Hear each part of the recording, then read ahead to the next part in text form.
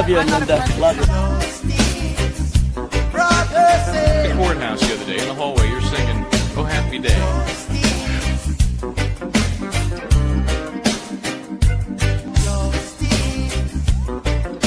One word prayer. Justice, where are you? Hey, and welcome to Justice Serve TV. Michael Bryant here, Linda Kitty Bodden there. How are you? Pretty in pink today. I have been so underwater today, Michael Bryant. I couldn't even shop on Amazon Prime Day. It's Prime Day. It is today, right? That's right. Today is one of the days. So I did the second best thing. I figured we'd do a little shopping tonight on Justice Serve TV. All right. I know that just warms the cockles of every man's heart has in this chat right now, right?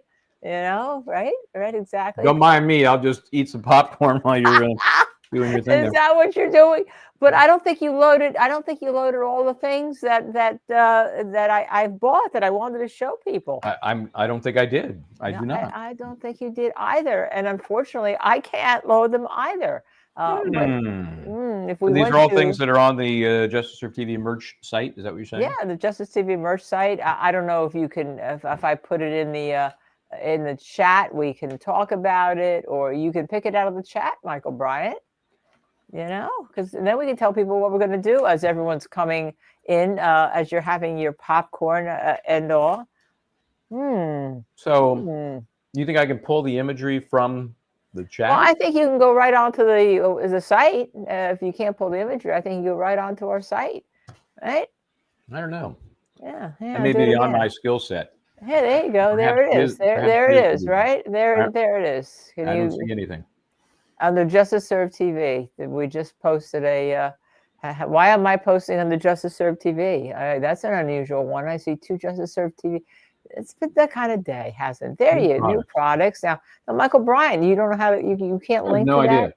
No idea how to open that up and look at it. None. And Domino's not helpful. Domino's not helpful? Well, all right. Then I guess we're going to have to save shopping day for another thing. But I do want to say something. We did, and we worked very hard on this. We have new yoga pants, okay? We have a new color, right? A new colorway, in case all of you want to go look for it. It's absolutely fabulous. Dizzy just put it up today. I've already purchased a hoodie and yoga wear and another crop top. And I have now 4 pairs of Justice Serve TV leggings, one of which I'm wearing.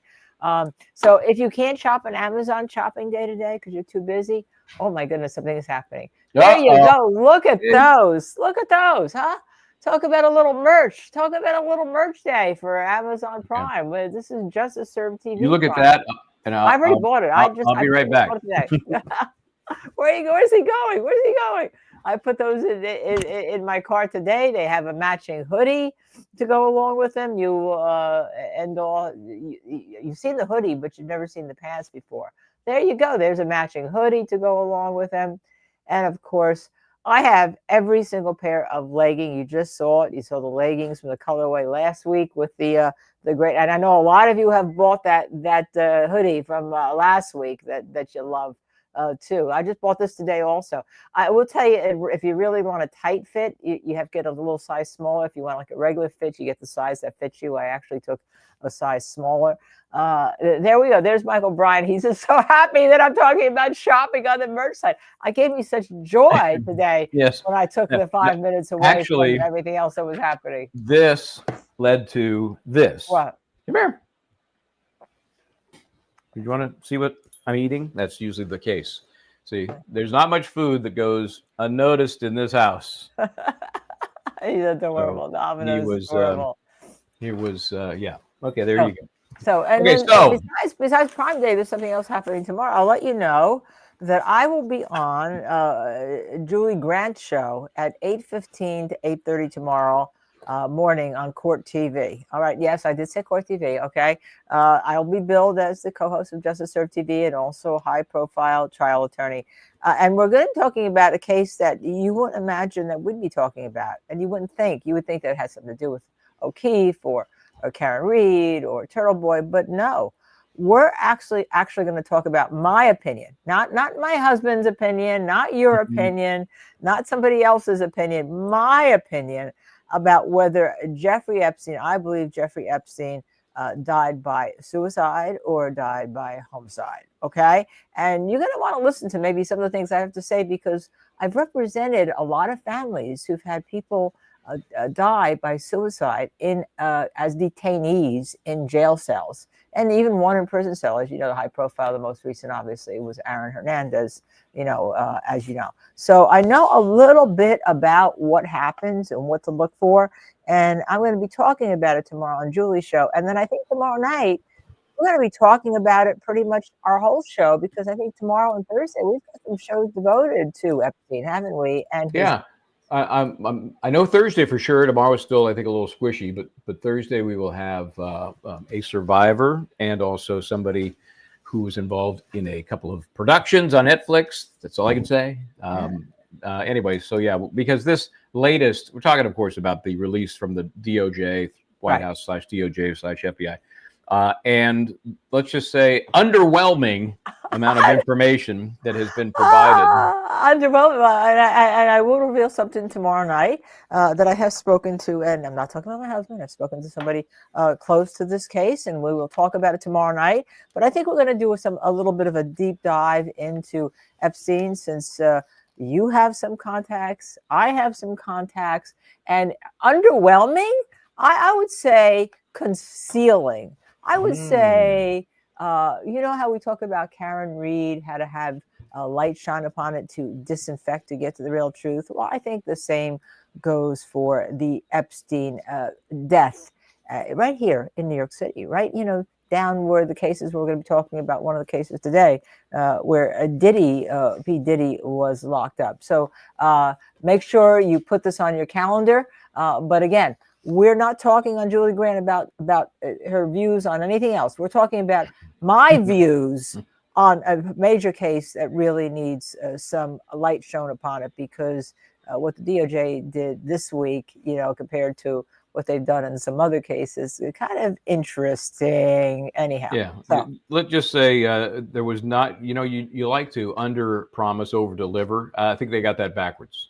Get it backwards. So. I think that's the case. So with our Amazon Prime shopping out, and with the notification about what's happening tomorrow morning, I think we have a show tonight also.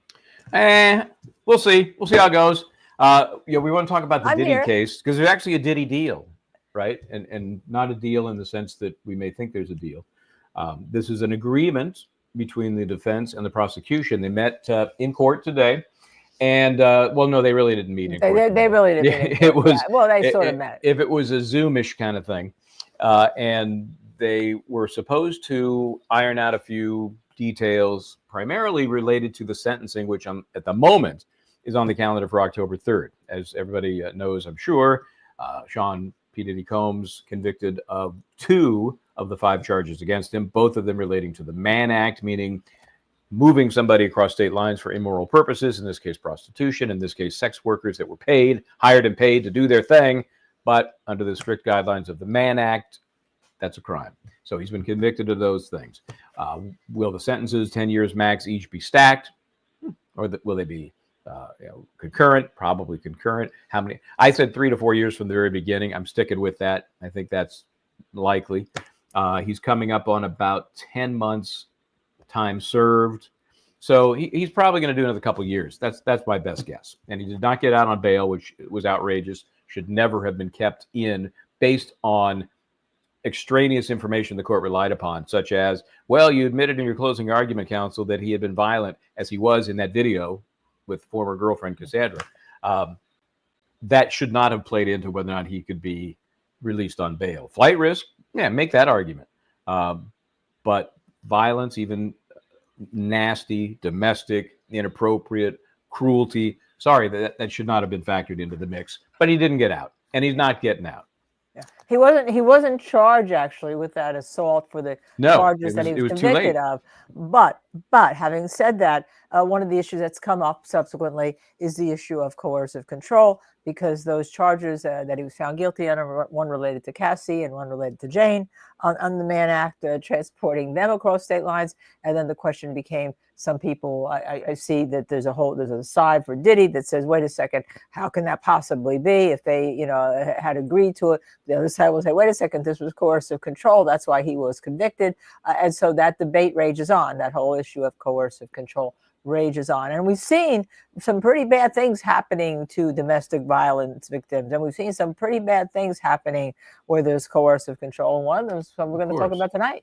Yeah, and I'm not condoning any of that, obviously. I'm talking about the strictest rules applied to bail pending sentencing. That's all we're talking about. Right. All this other stuff thrown in to conflate and get people pissed off, it's irrelevant. And the court played right along with that, which is interesting, which may give us some insight into how this court sees ultimate sentencing. So I just pulled up, I forgot to do it earlier, so I just pulled up the agreement between the parties on what the plan is now. And again, this is it's not consequential, really. It is gives us a roadmap as to where they're going to be. Yeah, whether or not it plays out. This is, again, presented to the court. Sometimes the court gets out of the way and things get done, right? And that's what happened here. They had a chance to chat. Let me see if I can blow that up just a little bit. Let's see. I'll load up some more and we can scroll sideways on it maybe. Yeah. So basically, the parties have met, conferred, agreed to the following post-verdict motions. Remember, none of the post-verdict motions were done on the record. And what would those normally be, Counselor? Well, you want to talk about judgment notwithstanding the verdict. You want to talk about a directed verdict. There's two different actually types of motions. There's one after you present your case, the prosecution presents a rebuttal, and then there's one after the verdict that you can say, you want, despite what the jury said, you come in and want this to be a not guilty verdict. So none of those have been on the record. Yeah, none of those have been done. So they'll put those on the record because they need them for purposes of appeal. No other real reason. Nobody's going to they're called a shocking moment. And I'm not going to use the regular federal terminology because most people just know it. Hey, look, despite whatever happened, the jury said this, but we would think he's not guilty because there wasn't a burden of proof. It sounds to me like clearly the judge, obviously we know the judge didn't grant them, but also, as you said, insight into what the judge is going to do. If he were going to let Diddy out on probation or home probation or whatever, an ankle bracelet, home monitoring, as many people have been out, I think he would have given him bail, and he did not. So you would think another incident. You would think. One would think. Here's the other stuff they've agreed upon. Let me just move over here. They got to have the parties are going to have, remember, the pre-sentence investigation report, the PSR. They got to have that done, and that is now going to be done on or before September 5th. Remember, October 3rd, the original date. So they're really pushing to move it up, but only to September 22nd. It's not a massive change because both sides acknowledge they've got to get this PSR done. By the way, let me just interrupt you. Mm-hmm. That pre-sentence report being done by the feds that quickly, that's pretty unusual. I've had cases where I've waited, 8 months, 9 months, 10 months for that to be done. So this is a high-profile case. In my opinion, is getting some preferential treatment to get that PSR done. Yeah, and again, once it's filed, then obviously the prosecution has an opportunity to report, object, count it out, see what they think is good or bad. They're giving them a week to do that. So that's going to take place on the 15th, and then the hearing itself for the sentencing will be a week later. And I would assume some victim impact statements. Not sure exactly how the court's going to handle that, but we would assume that. And then the other thing is just the motions that we mentioned, post-verdict motions. Those are going to be done by the 30th of July. So those are going to be done pretty quickly. And any response is going to be by August 20th. So by the end of August, all of that stuff's going to be in the books, done, ready for appeal. But the PSR will not be done yet, not until the next month, and then it'll play out. So sentencing will be September 22nd. And the bottom line is, not surprisingly, Mr. Sean Combs will not be out pending that sentence. So yep, yeah, that's where we're at in this high-profile case. And yet, some will say that, look, hey, he should have been convicted of the assault on Cassie. They should have bought that, but had they not bought out the tape and paid people off, people didn't know about it, so he shouldn't get the benefit of the doubt. Let him get convicted on something and do some time on that. Kind of like, well, that's what it should have been. It wasn't because of you, and therefore, if you're convicted in doing time, so what? I mean, that's the other side of this coin that I see being argued in where? Social media. Oh, yeah. And that's good. First Amendment, people can say what they want when they want to say it. Hey, it looks like I'm inverted again today. I can't keep up with my inversion. Is the door over my left shoulder? Is it over my right shoulder? Where you are? No, Looks normal for you? It looks normal for us, right? Wow. Very weird. Okay. Anyway, so we had a couple of things we were going to do. Obviously, the Diddy update on that deal. Then we also want to get into the Brian Walshe case, and we're going to do that by looking at a little testimony from one of our fan favorites, a man who was in the news as recently as yesterday, right? But speaking of yesterday, you got a lot of notes or something there. I'm ready for you. I'm ready for it. I've been researching. Yeah. Okay, good. Yeah, I've done a little research. I've done a little more watching. But before we get to that, just because it was released finally today, for those who may have missed it, the hearing yesterday in which Aiden Carney was arraigned on charge number 17 related to the D&E street performance, I'll call it. And then a lot of discovery motions. There was some discovery handed over to his defense team, Timothy Bradel and Mr. Betterow. There was a big old camera there, but they were not streaming it live. As we know, we had the audio for it as well. So I just thought, just for fun, just be kind of interesting to look at just a piece of that. Can we do that? Let me see if we can find it here. This one is, there we go. And this was, WBZ was the actual camera, I guess, but they didn't really, they didn't really put it out there. Obviously they didn't stream it, but they didn't really release it as they should have. Now, look, there they are. There's the, the stressed couple, I will put it. Aiden Carney, of course, and Meredith. But look, who's this ne'er-do-well hanging out here in the back? What's the deal there? You're right there. I will tell you. Right there. Yeah, it wasn't like I went in and went, okay, where's the camera? Where's the wedding? Let me find the spot. Where's the groom? Am I on the bride's side or the groom's side? I wasn't. No, I was. Chief Rose let me in there ahead of the crowd, and I just went into a totally empty courtroom. And that's where I sat. Really nice. He really is nice. He's super nice. He's got total control over the operation there. And so I was sitting there all by myself, and then people started coming in, including the defendant, his attorneys, and that's just where they happened to sit. So as much as you may think I know how to find a camera, that was not me. I just sat there all by myself, and everything happened around me here.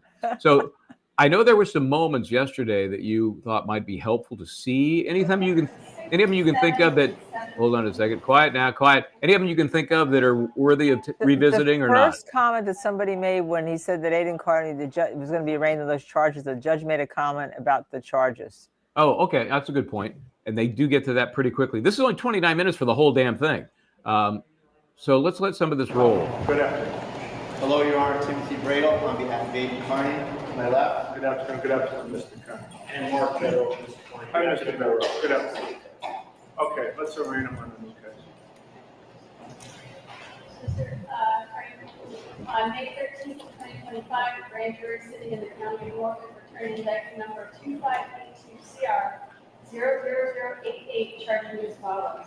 Offense 1, charging intimidation of a witness, and offense 2, charging intimidation of a witness. Do you wish to waive the full reading of these indictments? Yes. I wish to plead to each of these indictments. Not here. Thank you, sir. Is there a question of bail? There's no question of bail, but I would ask the court to impose the same conditions that were imposed in the Stoke District Court. Now, there was a moment there. I'm going to back this up just a second here. And I think Aiden would admit to this, because I think it was a question whether there was going to become this, here we go again with the bail revocation issue, right? Because this is the arraignment, which is really just the bringing of formal charges and the entering of a formal plea. That's generally it. Waiving recitation of the charge, blah, blah, blah. But because it's such a weird scenario with all these multiple charges, and we've seen the prosecution try this more than once, would they try and yank his bail? And so you'll see as that conversation comes and goes, I see Aiden look over at Mr. Bradel. Do you wish to waive the full reading of these indictments? Yes. I wish to plead to each of these indictments. Not here. Thank you, sir. Is there a question of bail? There's no question of bail, but I See would that? ask the court to impose the same conditions that were imposed when we still the district court. Correctly, if my memory is wrong, I believe it was no contact with the alleged victim, stay 100 yards away from his place of work and residence. What are the allegations on these, on this one? Intimidation of a witness, Your Honor. Yeah. Here's that moment you're talking about. This was the parents outside. Oh, outside the shop. Wait a minute. Yes, right. Yeah, I remember. Judge, that's agreed under section 86. Yeah, that's fine. All right. I'll impose that. I'm good. Thank you. Would you like me to do that now? Wait. Why don't you do that now? Just. Mr. Carney, the court recognizes the person without assuring the following conditions. You will have no contact direct or indirect with the victim in this case. You are to stay away, have no contact, stay away 100 yards from the residence and place of work of the complainant. Please send to those conditions, sir. Yes. You are hereby notified if you're charged with crime or in the period of your release. The bail in that this matter may be revoked in accordance with maximum allowed. 276 section. Thank you. All right, what else we gonna do? Judge, if I may jump in right there, just for the record, we filed 2 arraignment-related motions, Your Honor. Okay. Obviously, we can push those to another day with 2 small exceptions of just an order to preserve notes of investigators and to preserve video, if I may, Your Honor. I don't believe there's an objection. Okay. There is not. Yeah, those are both, so we saw it, the Commonwealth saw it to preserve notes of investigators and. Michael, can I ask you preserve something? Yeah. So there's the preservation motions that we talked about. They just kind of glanced over and judge granted them, of course. And the question really becomes, is that really going to happen? I think it preserves stuff. I don't know. Yes. Anyway. Anyhow, I thought someone said, and maybe I missed it again, that when the judge was asking which intimidation was this, the judge made a comment, oh, the waving at the window one. Did you hear that? Because the sound is really bad. It's horrible. In fact, we're not going to belabor it because what we had was yesterday, the Zoom audio was actually tolerable, right? Right. But this is the camera audio because you have just this WBZ camera there. It's not connected to the sound system. So it sounds like crap. So the beauty would be for somebody to marry that Zoom audio with this video, and I'll get my staff on that right away, and we'll make that much more easy to watch. But you're right. Did the judge say that? He did, and unfortunately the camera was not on him. He's smiling. He's amused. The waving at the window intimidation. I think that tells you all you need to know then about how he feels about that count. Yeah, exactly. So again, because the audio is brutal, let me see if there's anything else of interest here. I think when the judge is on camera, he looks like he's having a great time, and I always felt in a weird way that, it's sort of inappropriate. It's when he gets the judges up at the bench, the attorneys at the bench, and they're talking when Aiden Carney was not there, as has been the case in most of these other hearings, it just seems too chummy and too yuck it up. It just seems inappropriate because this is not a comedy show. Stuff today, I'll allow it without prejudice. Sure. And then I'll see what you have to say and what Mr. Gosgrove. We have to take the candy. That's fine. Please note our objection. Thank you. Yeah, no, that's fine. So I will allow Mr. Cosgrove's motion without prejudice, and I'll take any submissions that you have, and I'll give you a final answer probably in about 3 weeks. Thank you very much. Does that make sense? Okay. And then, do we Judge, have just the shift point gears. where the judge asked them before this, what is the interest of the state or the government that you're trying to protect or something? He said, what is the interest of the Commonwealth in holding this, before he gave him the extra time? Yeah, this really pointed question. Yeah, and to be honest, I don't know if it is, because if he's not on camera, it's very difficult to Right. suss out where he actually said that. It was in this discovery motion and presentation process. Remember the candy? They've given us some candy, and they did take the new candy, which were the documents produced by the Commonwealth. Whether they're responsive or not, it's a whole different story. That's the first thing I want to say. But then, in addition, Your Honor, there's the this inventory that I filed. It's entitled Inventory of Outstanding Items in Connection with our Third Motion to Compel. There's about 10 things, Your Honor, and I think, unfortunately, that the government ought to go through and answer to us today about what the status of these things is. And we've been kind of going back and forth about these things for a long time. I looked back, Your Honor, and my first discovery request was February of 24. And second and third, you know, were the months following. And you know, in fairness, counsel for the Commonwealth was not the prosecutor of record at the time, but you know, the rules are the rules, and we need this stuff, and it's gone on way too long. So these are the 10 things that I think are very important, maybe 9. Mr. Cosgrove, might you want to take that 2 weeks and respond to all of those? Can you give me an extra week? I'll give you an extra week. Thank you. All right. But it is, Mr. Bradle makes a very good point. As we all know, I think that it's important that the discovery be turned over so that we can bring a timely trial to the case. I don't disagree with Your Honor. Notwithstanding that Mr. Bradle has some complaints, and some of them may well be legitimate, there has been a substantial amount of discovery turned over in this case. Yep. So you have, you know, the new prosecutor, the new special prosecutor, Cosgrove, using Mello, the former prosecutor, as an out for all of these alleged delays. You heard Bradle, February 2024, a year and 4 months ago, when he first made the request for some of these things, and these 10 items, we speculated what they might be. Could be phones, we don't know. But they've been fighting about it that long.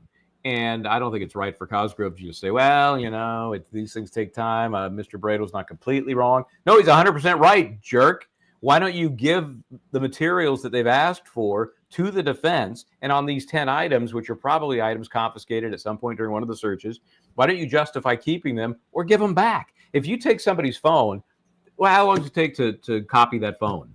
Very An quick. hour? You know, I don't know. And then you give it back. Anyway, so it's really a frustrating process. I can't imagine. That's why if I'm sitting there and I'm Aiden Carney and I'm hearing the judge yuck it up because to him it's just I'm just moving pieces of paper around. It's kind of annoying, you know. I wish he would take it. I like him, you know. Don't get me wrong. He's no Judge Cannoni, but I just think sometimes he's a bit loose. Well, you know, it's really interesting because Alan Jackson the other night on his interview with Aiden Carney made a point about how Judge Cannoni went after Liza Little, right? Elizabeth Little in the case because she didn't stand up when she spoke to the judge, God. right? And when we just saw Cosgrove initially there, he did in the second court, but he was speaking to the judge, answering his questions with non-standing up. And you didn't hear him get berated by saying, you stand up because that's how we do it here in Massachusetts, which is apparently what Judge Cannoni did to Liza Little, which was just ridiculous. It was a ridiculous thing. Yeah. So, I mean, you just see the differences, you know. And by the way, you know, as you know, Tim Bradle and all said, you know, he's really a nice guy, Doolin. He's really a nice guy. This is He seems like it. He does. I just think sometimes you got to measure that with, you know, the seriousness of somebody's life that's sitting there, you know, waiting for you to make decisions affecting that life. And Alan Jackson mentioned, he said, hey, in California, we're more casual. We don't usually stand. That wasn't my experience. You know, if it were a trial, we're standing up. If it were an important motion, I'm standing up. I would never argue anything that I felt was important to argue about sitting down, ever, in California, ever. Because to me, the signal is, I don't give a shit. I'll just, you know, maybe I'll just, Judge, mind if I have some popcorn while I'm here arguing my motion? No, I think it just takes the tone so low. I mean, you know, Alan Jackson obviously is doing something right. He can do what he wants. But for me, I never did that. I always felt when we're addressing the court, you stand up. So every once in a while, the court is giving like a quick question or something, and you just answer them. Sure. And there are some states, and I forget which ones that you're not allowed to stand. You sit. You know, you sit, and because they think it's a security issue, so that as long as you're seated, you're not getting up. So that's another avenue. But those states, and I forget where they are, they're few and far between. Yeah. So anyway. That's all I had for you on this. I just thought I was curious to, you know, the audio stinks, but we fleshed it out a bit yesterday in terms of the visuals, what was seen and wasn't seen. Anybody want to see Beto do a little bit of dance, a little something? Yeah, I'd like to see Aiden at Let's see if we can hear sidewalk. him. Karen Reed case, which led to Mr. Carney's interest and ultimately, on some level, his indictment in this case.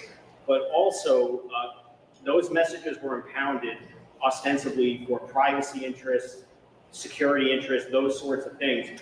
Recently, Michael Proctor has been on a press tour on ABC News and NBC News, vigorously defending his investigative conduct. The messages that are at issue here, which are impounded, the public is entitled to see that. There is certainly a presumption of public access to those files. Michael Proctor has surrendered any privacy interest he has by addressing those issues, as has the other civilian that we're talking about, who also recently appeared on national news with other members of her family defending her and her family's conduct in this case. Those messages should be publicly available. If there's going to be information that's in the public realm, there's no reason why information that the prosecution wanted concealed from public view should be concealed any further. If the court likes, we can approach and show you the messages.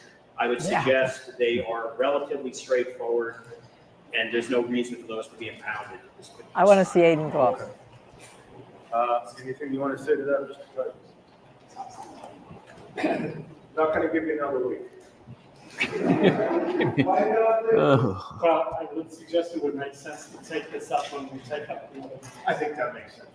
I won't ask for another week. I won't ask for another day. That's, why don't I do this? Why don't you all come up to the sidebar? Let me take a look. Let me look at those. I want to see this. Are they going to show this? You are me, Well, it looks like they're going to show feet. And then they cut to the riveting. There's the other sneaker. I think it was a dress shoe. There, I'm asleep. Oh.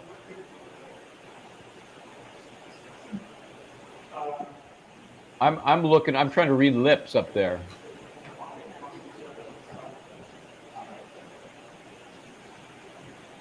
Now you don't like this because they're showing the gallery. I think that it's not. There's Dina. There's Dina. Yeah. Yeah, I think that watching people's reactions is just. And you can see it's pretty much a full crowd. They could have squeezed a few more folks in, but not many. Probably almost 100 in there.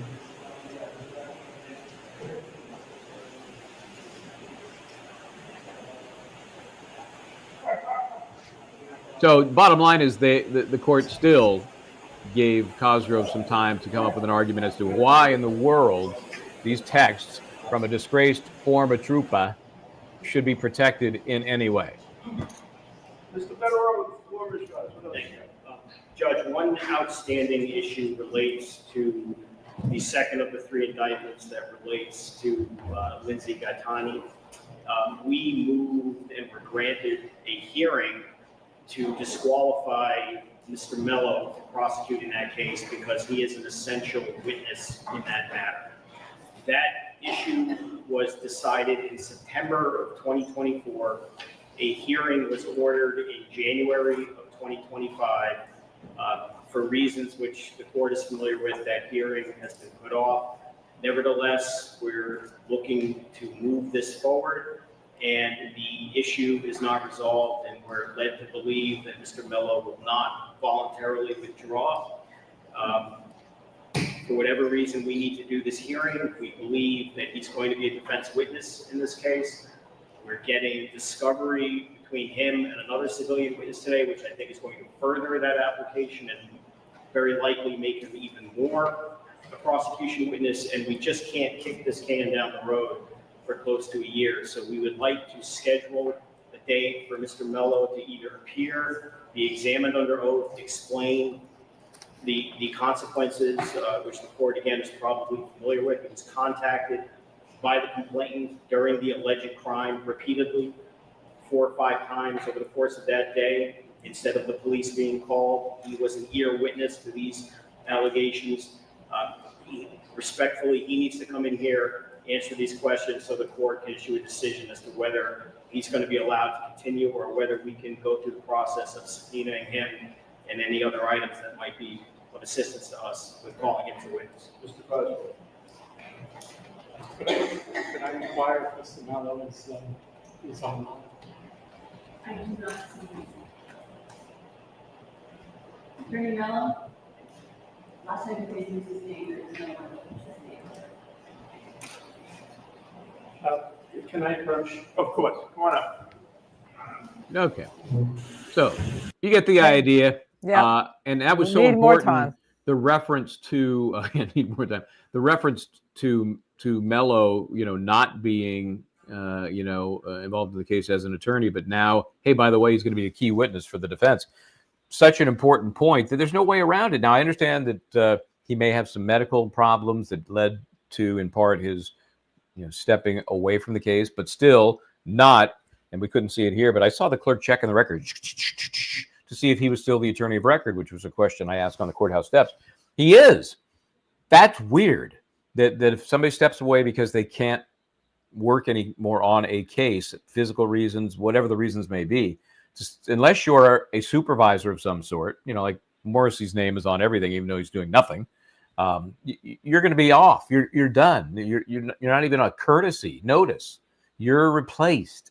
But they've kept him on there, and for these arguments, it helps protect him because, well, we're not sure yet because he's still on the list as the attorney of record. So anyway, say, because I think the gauntlet was laid down, and I think we have a final date. I think we're going to hear something. And if the prosecution, the Commonwealth doesn't want to go forward because they don't want to release their confidential informant information, they don't want to get him off the case. They want to go through these hearings. They want to go to the U.S. Supreme Court on the issue of First Amendment. That's fine. Then they proceed. If not, they're going to have to dismiss these cases. Yeah, and it takes us to the point, and I did a little cutout from yesterday when we had Will DeGlare on last night when I was up there in Dedham, and he brought up a very interesting point. If you get a chance, guys, take a look at this breakout about the impact of Aiden Carney's trial going forward, actual trial, and the impact on whether or not ultimately there's some justice for Officer John O'Keefe. And we know that that's very enlightened, Will DeGlare. That could be exactly what happens. All this cast of characters that has been hidden will come out in his trial, any trial in which he's accused of intimidating these different people. It could be fascinating. Hurting their feelings. Yes. I was looking at the statute again. It's actually hurts their feelings, attempts to hurt their feelings. And there was another one even more vague, but all three of the sub-references were to emotional injury.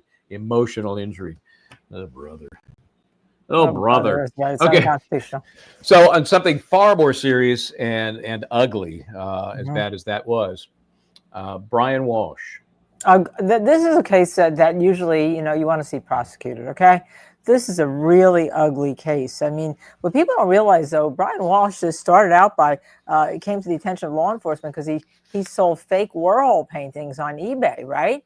Yeah. And he was basically under, the government had some control of him because he pled guilty in April of 2021. This is before his wife went missing, before he's indicted for her murder, for one count each of wire fraud, interstate transportation, and a scheme to defraud and unlawful monetary transaction by selling two Warhol paintings. Two Warhol. And in any event, what it means is he wasn't free to roam around. And this is going to go to the issue that we're going to talk about a lot coming up, is whether or not look at that. Okay, that's a tough night.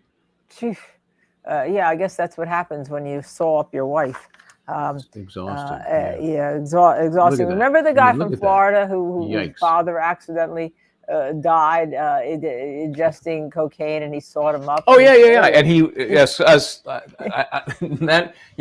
I got a hard time because I kind of made this a meme of my own when he was tried, and his name was not Scaparetti, it was Scandarito. Scandarito, and I used to say that's my favorite kind of Dorito. But this is the guy. He gets off on a murder charge after being accused of killing his dad with basically an overdose of cocaine, right?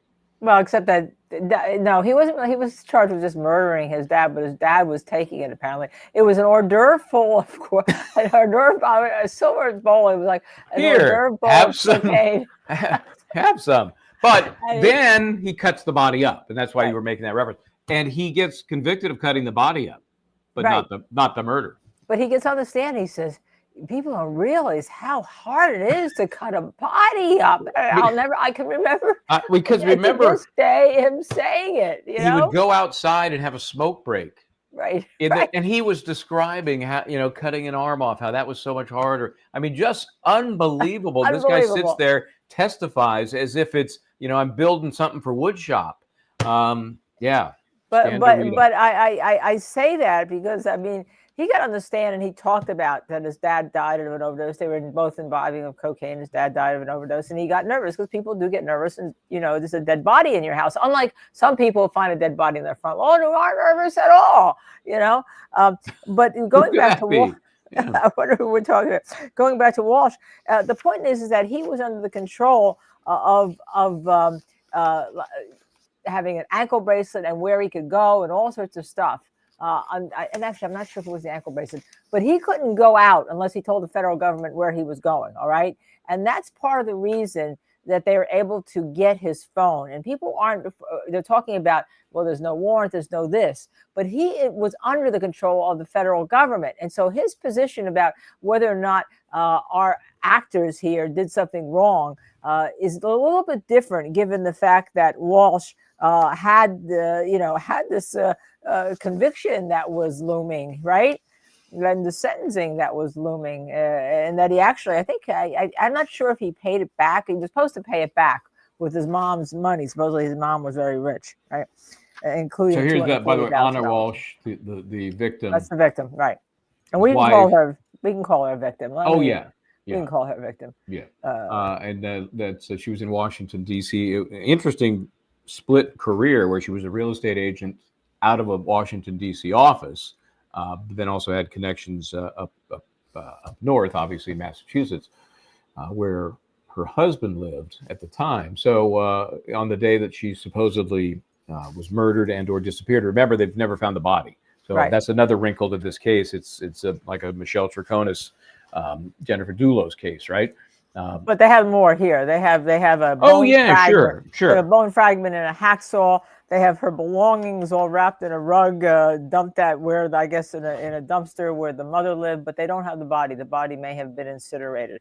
Yeah. But they have a lot of phone evidence, and the question is whether or not that was obtained illegally, and whether or not this improper phone review is going to cause this case to go bye-bye, right? Yeah, and that's, we were talking about this, and it's the reason I thought this case is so fascinating, because I think this is going to cause people a problem. It's not a situation like Karen Reed where there's a real question about what the hell happened. We know what happened in this case, and we know from the evidence, illegally obtained or otherwise, who is likely to have done it. So people watching this are going to have to say, I don't care what this guy did. I don't care what evidence they have against him. If they obtain that evidence illegally, it cannot be held against him. He should walk. That's tough. That is tough for people to choke down. And that, you could see in a trial how jury nullification could easily lead to just the emotion to a conviction. Regardless of what evidence ultimately gets into trial, whatever that evidence is, the jury's going to have to deal with it. But if they're close, understanding what was done in this case could push them over the top. And that's why I think it's going to be a hard one for folks. Here you go. To choke down. Hello, Donna. And the very interesting thing about this case with the body not being found, right? Supposedly she was killed on or about January 1st, 2023. And we talked about the belongings, but the same Proctor, you don't remember him? I think we've heard his name before. What's his name? What was that? Disgraced trooper, former trooper, Proctor, right? The defense already had asked for his phone records. Because they knew what happened to Karen Reed. And the prosecution already said they're not going to call him. The judge, by the way, denied giving defense a lot of the phone records, said that, look, you make a joint TUI letter, both of you, to the federal government if you want it. Maybe you can get information that applies to this case. But there's also some other characters that we've known about aren't there? You know, it's interesting. In fact, we can look at I want to look at a little bit of this. This was a hearing for May 24th. I think that's the official date. It's a Brian Walshe hearing. And it is really, to me, it's the case because I think this was a motion hearing to suppress all of the allegedly inappropriately obtained evidence, fruit of the poisonous tree, Fourth Amendment. You bring up a very interesting crossover element here, and that is the overlap of his federal charges and how does that adjust his Fourth Amendment rights? I think that's a fascinating issue that I'm glad didn't come up in law school because I would have tanked it. Well, I bring that out because we're going to research it and do further work on it. But I think that's a wrinkle that people haven't considered here. Yeah, I think it's fascinating. So he's doing these, and I like Andy Warhol. If you get to Pittsburgh, an amazing museum there. But you know, he's most famous for all the like the Campbell soup can knockoff type art. I looked at the two pieces that were sold. I wish I could bring them up here. I will at some point. I'll bring them up. Maybe while we're listening to some of this testimony, I'll find them. And I'm like, those are ugly. I saw the real one and the fake one. They're equally ugly. There's just it didn't do anything for me. These are, you know, art is, as they say, in the eye of the beholder. I ain't beholden. What do you? Hi, Domino. Oh, you found a bowl of popcorn. I thought it was just me. So I'm gonna try and find that just so we can show them side by side, and you go, yeah, maybe they'll like it, maybe you don't. But anyway, what we have is, oh my gosh, in this suppression hearing. Yeah, see, this chair has arms in it, which he does not like because if there are no arms, he can pop right up. But he's now broken the code to get in over the arms. So this suppression hearing had a lot of our favorites, including Sergeant Buchanan. Remember him? I'm sorry, Domino's wagging his tail. Yeah, well, yeah, it makes a spoonful of Buchanan go down a little bit easier watching Domino. And just think about that brings up poor Chloe. You know, how do people get rid of their family dogs? This is a good example of why there was a suspect there. There's Chloe. Where is Chloe? I bid him. Yes. Okay, so let's go to this hearing. I'm telling you, this hearing looks like a hostage video, but we're going to run it anyway because I think listening to Buchanan now, in light of all we know that has happened to him in the last day, it's just kind of entertaining. Okay. Wait. Before you do that, I just want to tell you something, okay? Tomorrow I've got instructions on Court TV, and it says distractions. Please make sure any pets are in another room. Yeah, good idea. I think it's a great idea. I will not follow that. But yeah, they'd freak out. Are you kidding me? On Court TV, they would freak out. They would lose it. Joey Kane, thank you, Joey. It was so great to meet you. Joey, yeah, so good to see you, buddy. For those who don't know, he showed up on scene yesterday. Constantly gifting these memberships. Thank you. And Joanna Goddess. Hi, Joanna. Wow, time is flying. Your channel is growing. Yes, well, Michael thought he was going to see you up there. One of these days. It would have been a great time because it was, less crazy than before. So next time, I know I'm going to be up there. Is it August 13th? 14th? Yes. 13th. 14th? 13th. Yeah, back up there for the latest in this Aiden Carney case. Okay, so again. And Madeira Beach. Oh my goodness, Madeira Beach. Look at this. Treats for Domino and for Turtle Boy. Or is that for Tubi? Tubi. I'm sorry, for Turtle Boy. Tubi. Oh yes, Tubi. Yes, where is Tubi sleep? Last time I saw Tubi, he was out at the park for about an hour and a half this afternoon. And then he came home and he came home and he had chicken and rice, which you know what that means when you're making your dog chicken and rice. I don't know. What does that mean? No, never mind. I don't know. Okay. Well, those who have I love some chicken and rice. And he was conked out in my bedroom across the floor with the air conditioning, just like. Well, it's so hot outside. It is just brutal. Yeah. As I whined and moaned about yesterday nonstop. Okay, so here we have again. This is this hearing. It looks like it's in. I don't know. It looks more like a hostage video, and we'll see. I want to zoom to at one point just a picture of the defendant because we've seen him when he was mug shotted in. He's definitely looking better now. So let me see. Madeira Beach, darn typo. Yes, to be. Yes, thank you. I'll buy another package of Lily Bear treats, all natural. Nice. Okay, so here we have, he's just having a seat. So He's in let's green. He's in green, like this us. whole, it's just, that's right. Yeah, look how it does match. That's amazing. Your Honor. Sir, could you state your name and spell your first and last name, please? Yes, sir. My name is Yuri Buchanek, spelled Y-U-R-I-Y, last of B-U-K-H-E-N-I-K. Where do you work, sir? I work for the Massachusetts State Police, currently assigned to the Norfolk District Attorney's Office. How Whoopsie. long have you been with Massachusetts Police? I graduated the academy March of 2012. And how long have you been attached to the detectives unit with the district attorney's office? 10 years. And what is your current rank? Well, it ain't going to be 11. How about that? As he's in his new duty with administrative something or other. So I want to get just to a chunk of his testimony here that might be of interest. Remember, this is all about, and a ton of cops testified. This is all about, their process in the collection of evidence and whether it was appropriate or not. They're justifying it, right? And then after we're done with this, I want to talk about the concept of inevitable discovery. Okay. So class, Who get ready for was that. manipulated by Anna prior to her leaving the home would also be included within the devices that were consented to. Okay, remember, Did you phones are explain key. Why you wanted to look at Those that are iPad? devices that were I did not know. consented to. Why did Yeah, that's the key. And they're trying to basically, whatever he said yes to, they're trying to extend it to virtually everything. One other thing.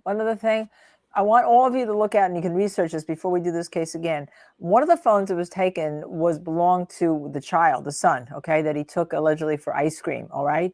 So the question is, who owns that phone? Is it in the father's name or is it in the mother's name?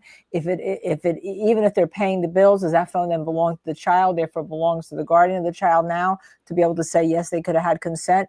That's another little issue that I want you all to be aware of.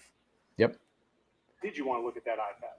Well, if Anna manipulated the device and fixed it during the time frame that we were advised, there would be a digital footprint on the device documented that manipulation.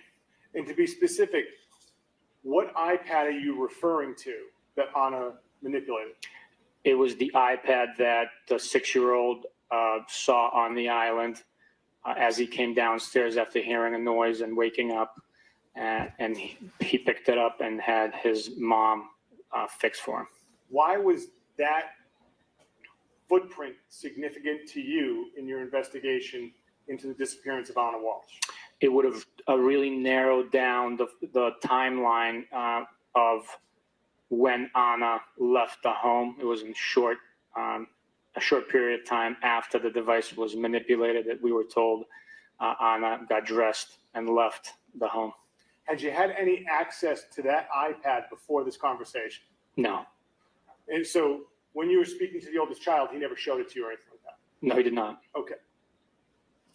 Now, besides the two areas that you had agreed upon with By the Attorney way, Meyer- Michael, just stop it. If you went Yep. back a little bit, you see at that point there was a big gulp over here, and I can't show it on the what would be stage left when he gulped. So, so that question, when I'm looking as an attorney, I'm saying, oh, That one resonated. resonated, right? Not in a good way. Right.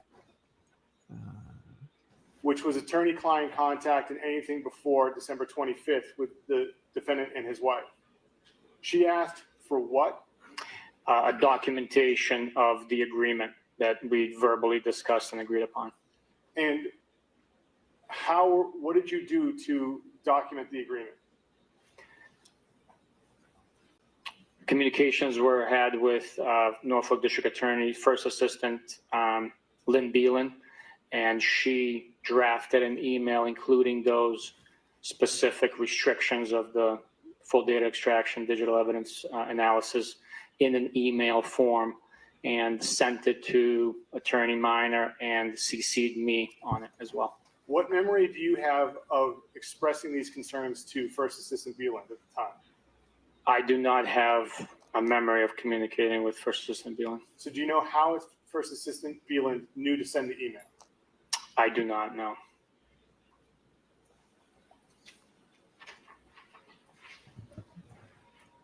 Your Honor, may I approach? You may. Sergeant, do you recognize that document I just handed you? Yes, I do. What is the document I've just handed to you? It's a copy of a printed out email exchange between Attorney Minor, which I'm CC'd on, and First Assistant Lynn Beelan, and their communications. And does that, that document, is that after you had had the conversations with Attorney Minor? Yes, it is. Your Honor, I'd ask that this be marked as the next exhibit, and I know that I've fouled up the order, but it is in the binder. And I think it was attached to the defense's pleadings as well.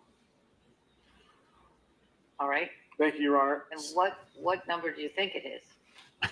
So on my listing, I have. Okay. Well, I know what number this is. Kay Schmidt gifted 5 Justice Serve TV memberships, so I understand Hey. that. Thank you, Kay. I was going to show just maybe there was a they show the defendant so little. There we go. Sort of behind the associate's head. With regards to the agreement, It was pretty cleaned up compared. Oh, there he is. There- Pretty there's a little cleaned up, better. right? There he is. Oh, heck yeah. Yeah, look at that face. as an exhibit, it references anything about search histories, correct? No, that specific term is not in the email. And there's nothing in the email about location data, correct? That's correct. And once again, the only subject matter that's referenced in that email agreement is quote communication, correct? Yes, as what to be excluded, yes. What is this? You see the busy Well, when you say hands? what to be excluded, Right. It's just, I don't want to beat a dead horse here, but Oh, that's be our not last question.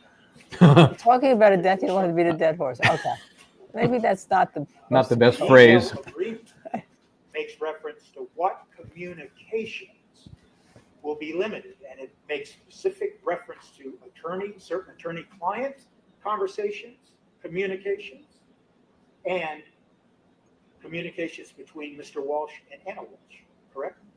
That is what to be limited during the search and analysis of the device's data.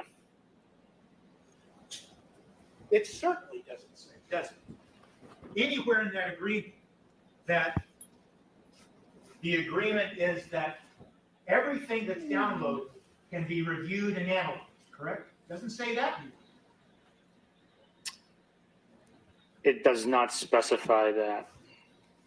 And it's important, isn't it? Just like that form that you were talking about a moment ago, it's important, isn't it, to be very specific in any written agreement as to what the terms of the agreement are, right?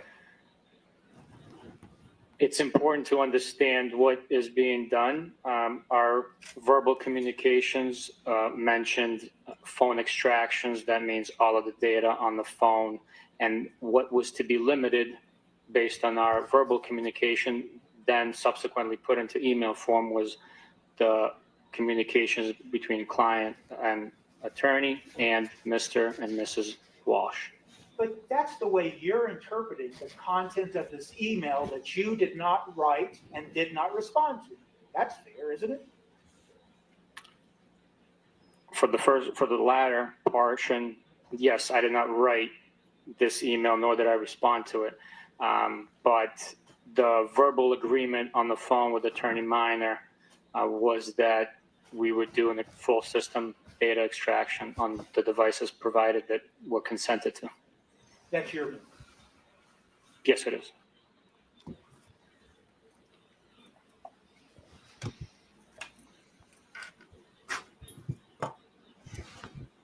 So this obviously cross-examination.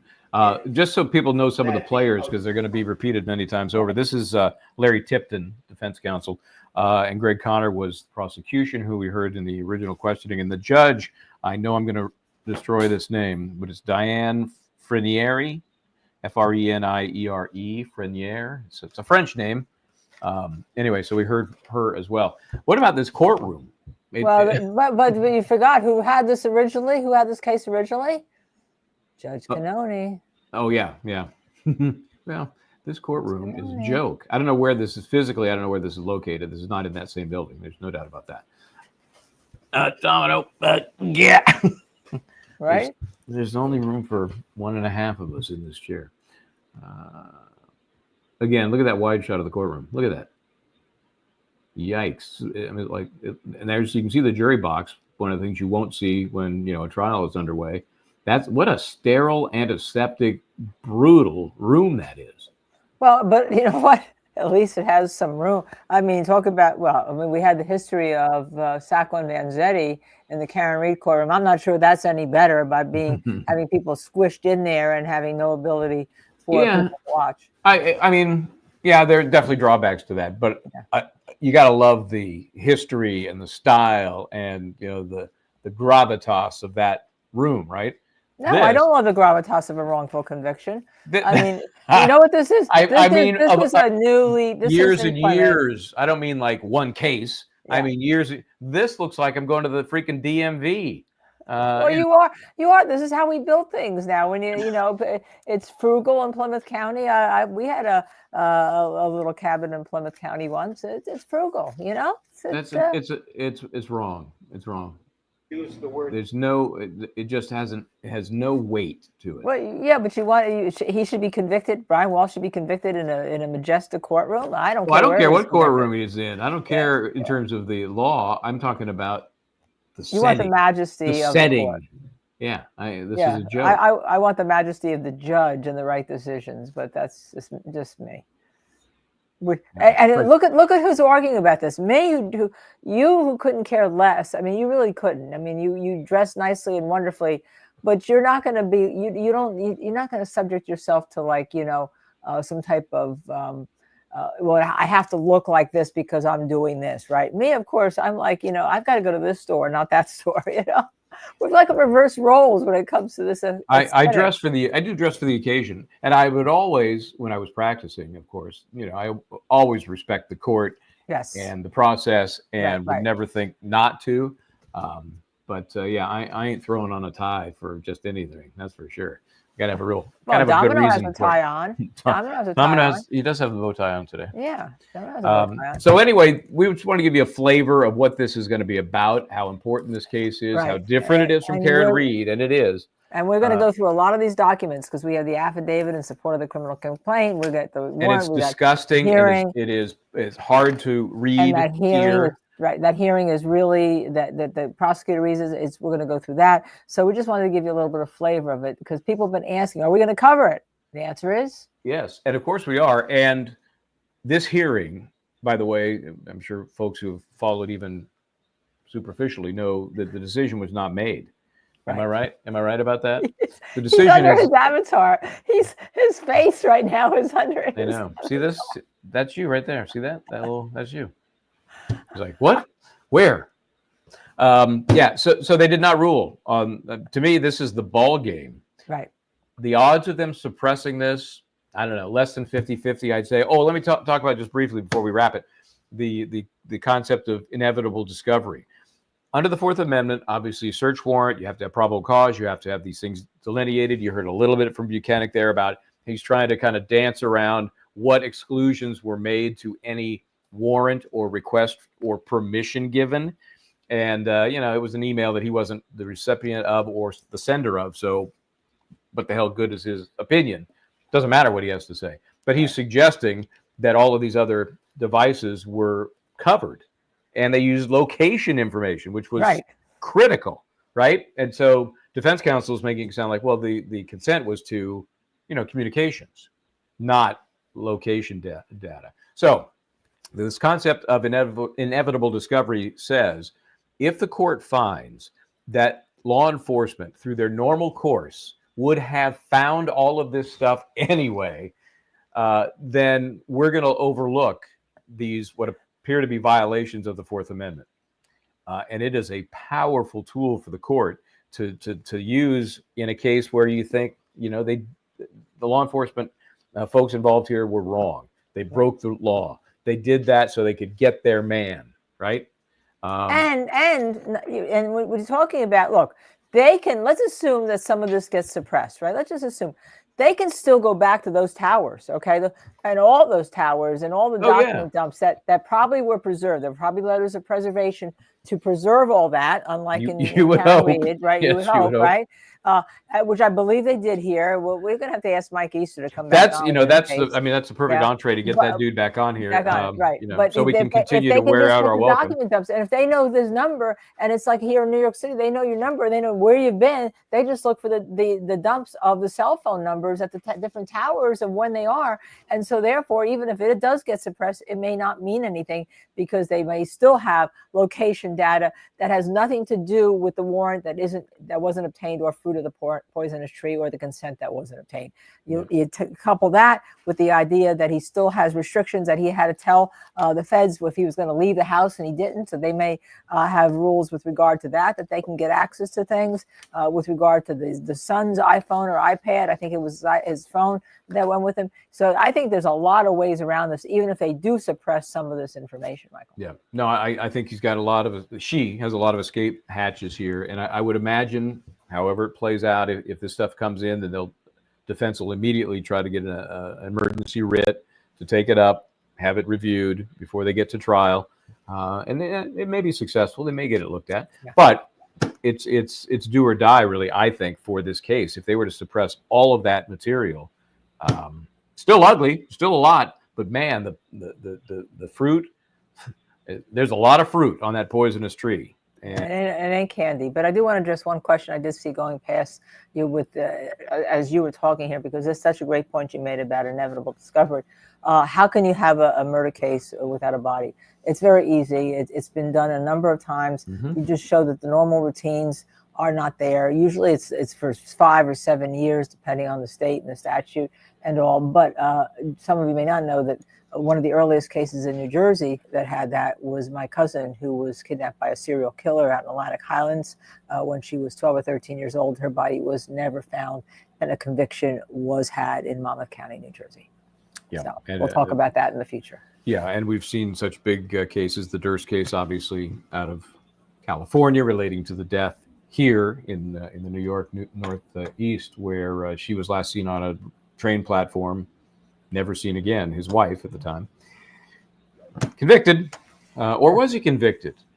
No, because he died before sentencing, so he wasn't technically convicted. That's a whole different procedural mess. Lots to unpack. Yeah. So we'll be involved in this as it continues to unfold. I have to. You're going to have to just stay right there for 1 second, because I really have to take a picture of Domino. Do you need Domino to get his head in here better? Because I can. No, he's there. There he is, and I will send these to you because it is the cutest thing. And when you you're just the cutest thing. Yeah. See? Oh, brother. Okay. Brother. All right. So tomorrow, again, refresh my recollection. I'm getting it confused with what's happening. Tomorrow we're going to do. You're doing Court TV in the morning. Okay. Court TV in the morning, and I think we'll continue that tomorrow night. We'll discuss the release by the federal government of these the non-release of like what do we want to call it? Oh, the case closed material. Yeah, the case the closed video, material. the lack of a list, lack of a lot of different things. We'll start it on Court TV. I know you say you don't want to watch Julie, but you do want to watch me, because we're going to continue that discussion that we're going to start at Court TV tomorrow. I didn't say I don't want to watch Julie. No, you didn't say that. Some of our Oh. people had said that. Some of our people have said that.